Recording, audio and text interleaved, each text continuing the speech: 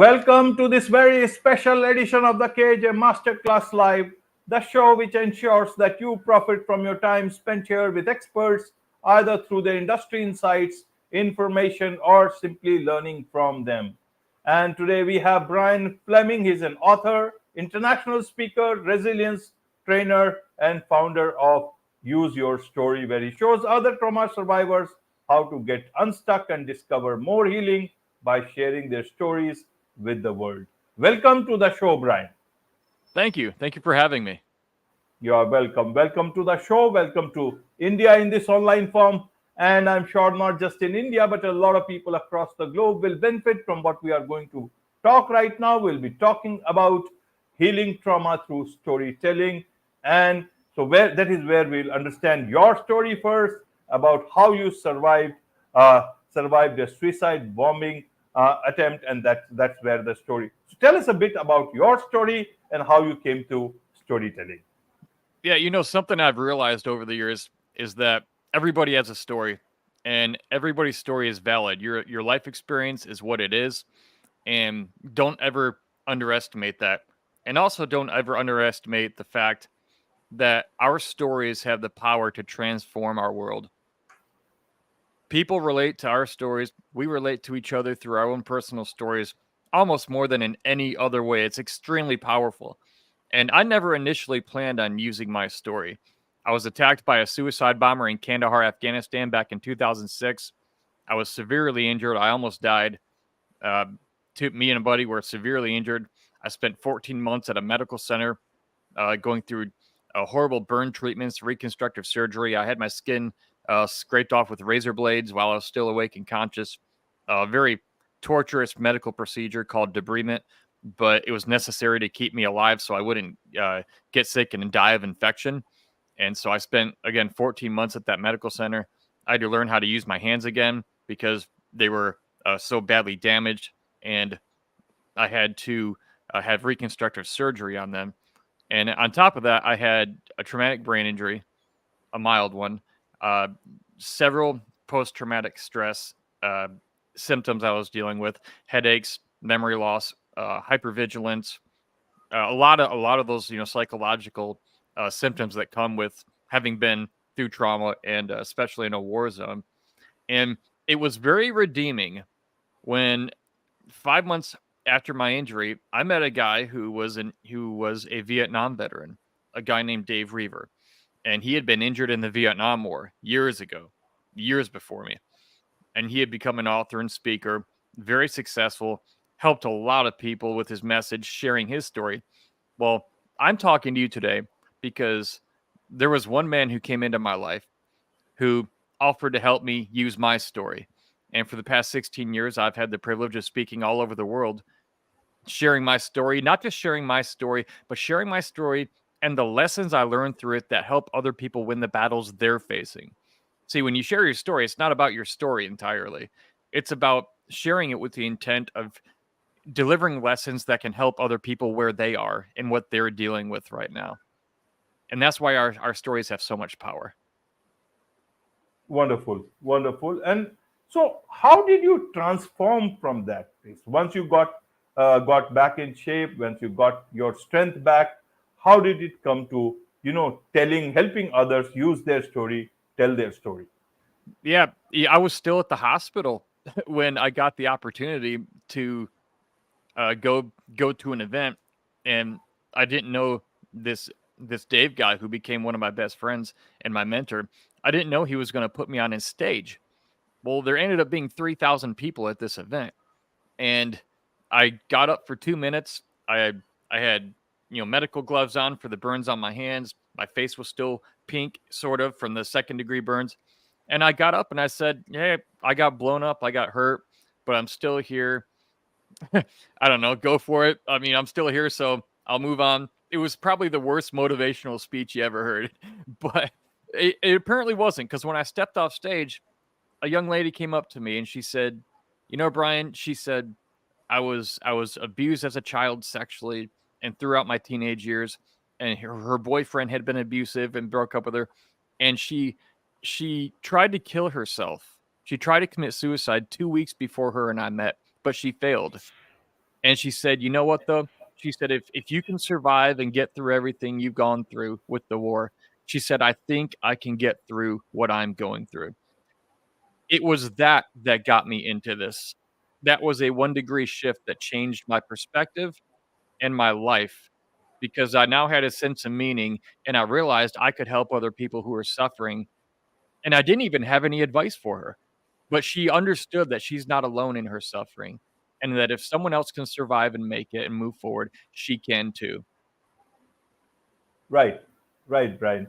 So when it comes to trauma and when it comes to healing, what is the biggest, you know, motivation for someone? Is it their own perseverance, resilience, or is it someone else telling them how to look at their story?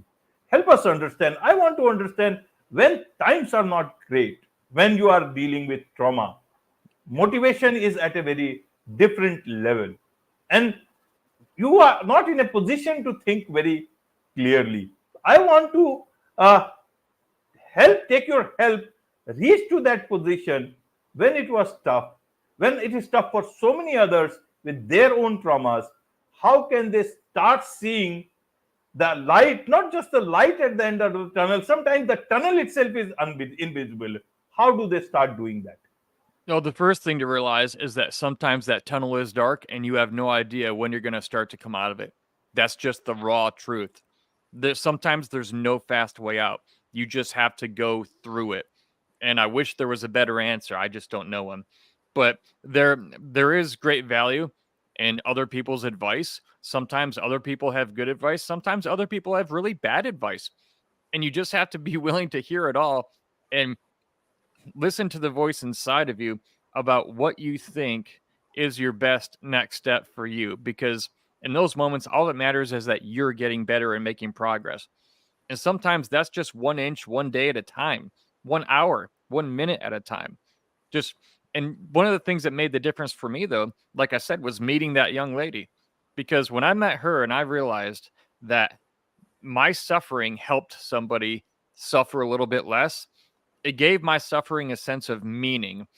And if you've ever heard of a guy named Viktor Frankl, he wrote a book called Man's Search for Meaning. He was a Holocaust survivor. He was an Austrian psychologist during World War II. Hitler and the Nazis killed his family. He happened to survive.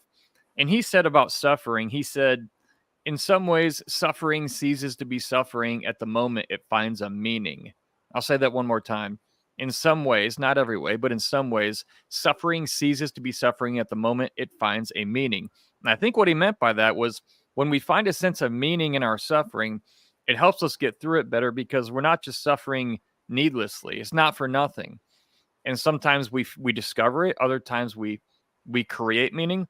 I think one of the best ways to create meaning out of your own suffering you're going through is to just sort of put yourself on pause momentarily and go help somebody else who's suffering with something. Because when you get your mind off yourself, it doesn't fix your situation, but it helps you get a broader perspective and it spreads love and goodwill in the world. And that comes back to you and is very helpful. Right, right, Brian. Now, you talk about, you know, about people when they have this trauma, then they almost get feel trapped in their own minds, and you help them get unstuck from there. Why is it that they feel trapped in their own minds? Is it something very something happens that they feel trapped, or is it that they don't find a way out of because they don't have the resources? Is it lack of resources, or is it lack of understanding of things? Help us understand that. I think it's because we're human beings and we are wired when we're in a survival trauma situation to focus almost exclusively on the thing that is threatening our safety and existence. So when you focus only on the thing that in your mind is threatening your existence, your survival, everything else gets clouded out. You get a tunnel vision where you're only thinking of that one thing. Now, that one thing isn't the only thing going on all around you, but you can't always see that when you're in the middle of that battle yourself. It's like I call it the fog of war. It's like this fog that comes around. And even though you know it's not the whole story, you can't see a lot of things except for what's immediately right in front of you because you're so close to your own situation. And I think that's part of the human condition. I think every person I've never met a person who doesn't deal with that. And so that's where having good people in your life comes in. People who are not in your situation, they can look in at your situation from different angles and unaffected by your situation in the way that you're affected by it. And the people who have never been suffering in the way that you're suffering or been through the trauma that you're suffering, sometimes it's the people who have never been through it themselves that can help you the most because they're not plagued, they're not affected in that moment by those same blinders of that trauma that you are. Right, right, Brian. So now let's look at using your story. What do you mean by use your story?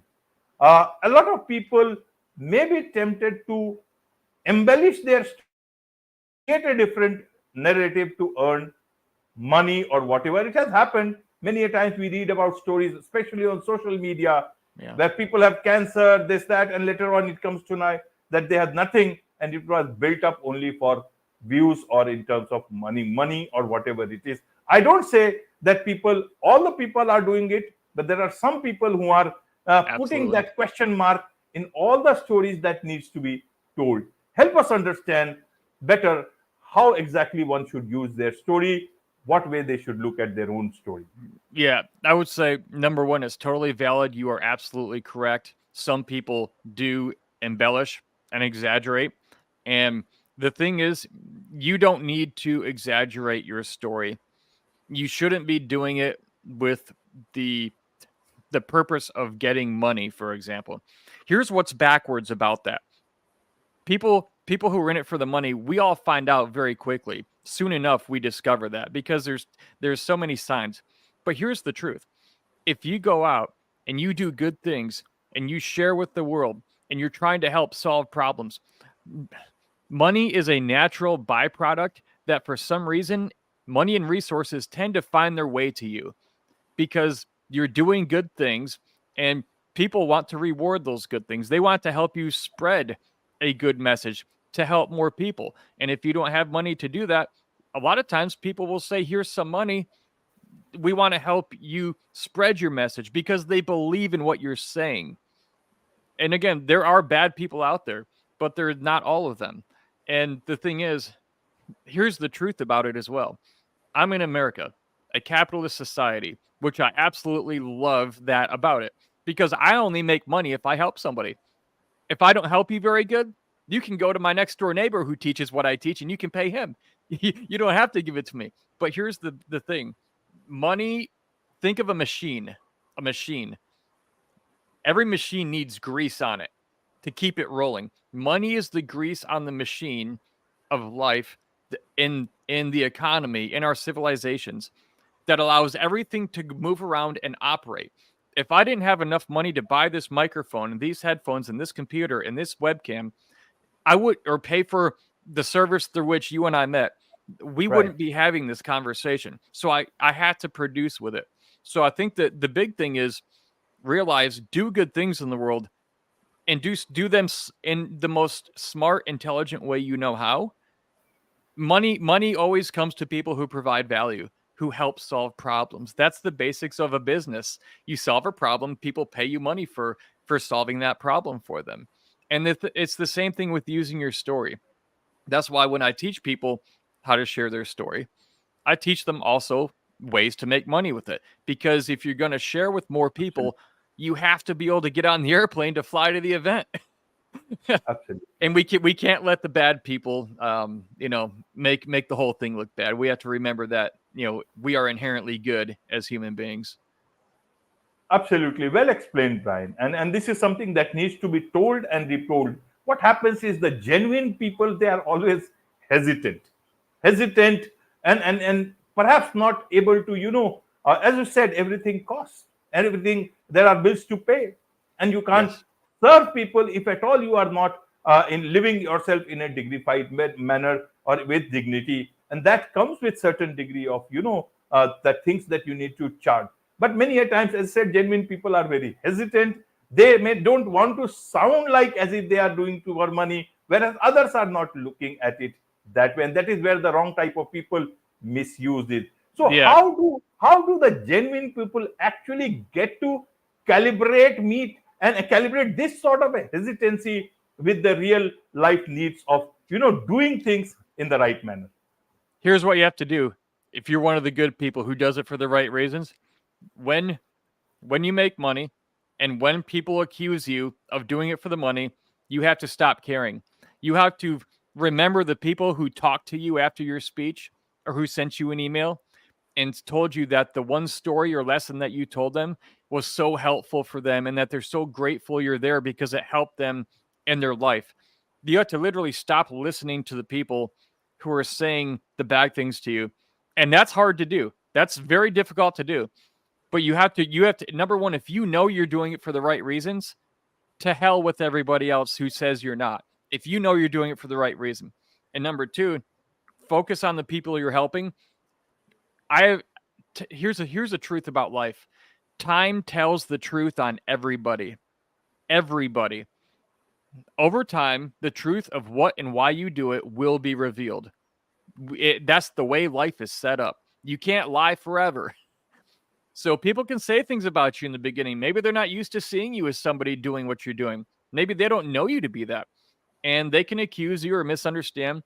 But over time, with all the people you help, and yes, if you make money, great. You can feed your kids and help the world be a better place. What a wonderful thing to be able to do, right? Absolutely, absolutely, Brian. And it is good we talked, and it is good that we got an expert and somebody who has got that authenticity to talk about it. Because nowadays, a lot of this thing is happening a lot, and the right people are somehow getting pushed into the background. But the good thing is that they are fighting back, and more good people are coming at the forefront, taking this fight forward, and making this internet even a better place with all the good stories that are able to. So tell us a bit about the programs, the coaching, and everything else that you are providing for people so that they can make best use of what you are doing in terms of storytelling. Yeah, I've been speaking and on stages, traveling around speaking for the past 16 and a half years. Okay. Almost 2 decades. And I can't tell you how many people have asked me over the years, Brian, how can I do that too? How can I use my story? How can I share my story? I want to do what you do. But where I'm from, they don't teach you how to do this in school or college. Like, this isn't something a lot of people know you can do or even be productive with it.